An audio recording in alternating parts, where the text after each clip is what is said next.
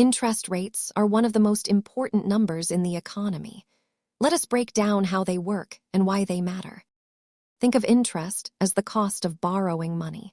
It is the fee you pay to a lender for using their cash today. When you see APRA, it is showing you the total yearly cost of a loan. It is the standard way to compare different credit offers. Several factors influence the rates you see. Central banks lead the way, but your personal financial history is what determines your specific offer. Interest works both ways. It is a cost when you borrow for a car or home, but it is an earning when you keep money in savings. Even a small difference in rate can change your total cost significantly over time, especially on long-term loans like a mortgage. Because rates influence borrowing power, they act like gravity, dictating how much people can spend and how businesses grow.